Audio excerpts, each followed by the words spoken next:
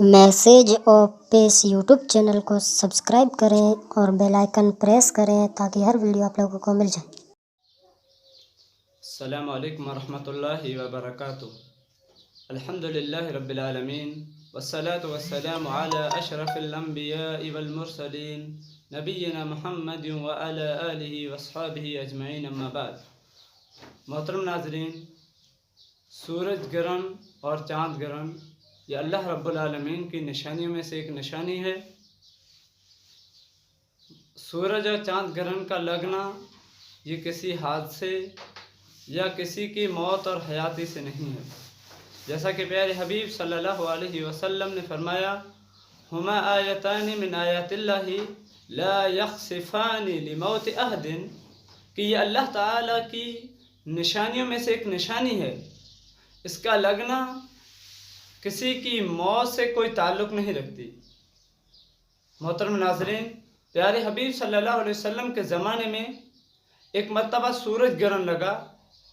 اور اسی دن آپ صلی اللہ علیہ وسلم کے بیٹے حضرت ابراہیم رضی اللہ تعالیٰ عنہ کا انتقال ہوا تھا۔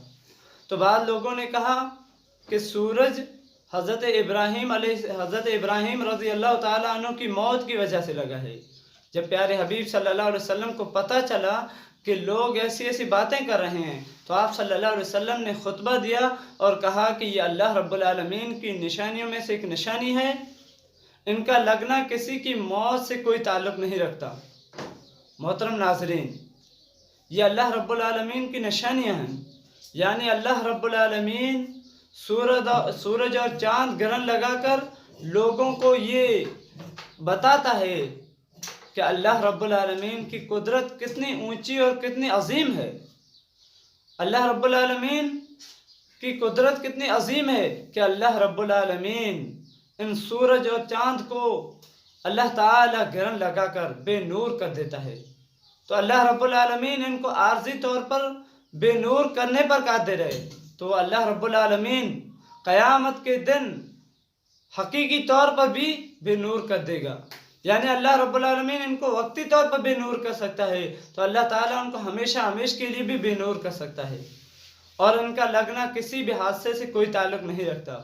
پیارے حبیب صلی اللہ علیہ وسلم کے زمانے میں جب بھی سورج اور چاند گرہن لگتا تھا تو نبی کریم صلی اللہ علیہ وسلم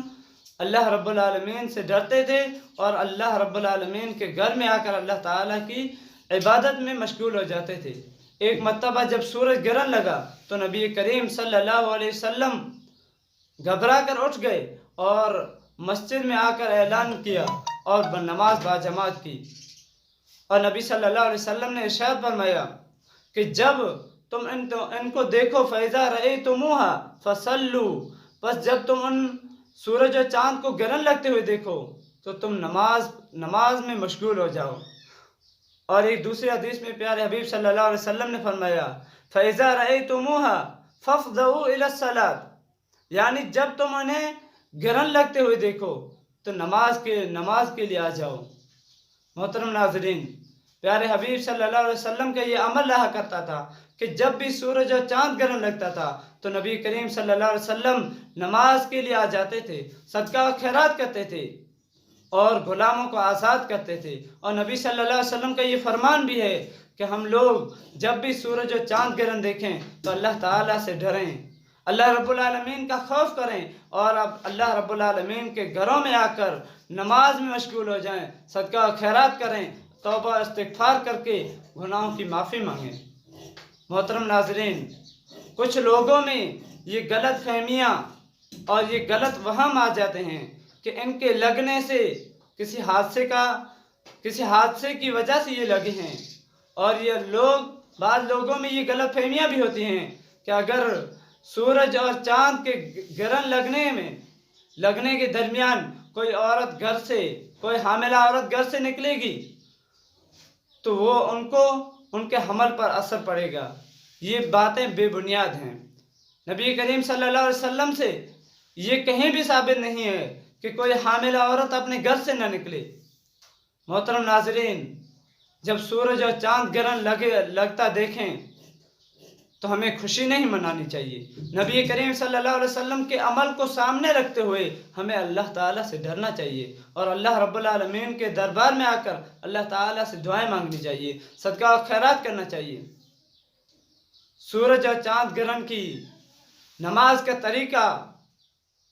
عام نمازوں سے مختلف ہے. پیارے نبی کریم صلی اللہ علیہ وسلم نے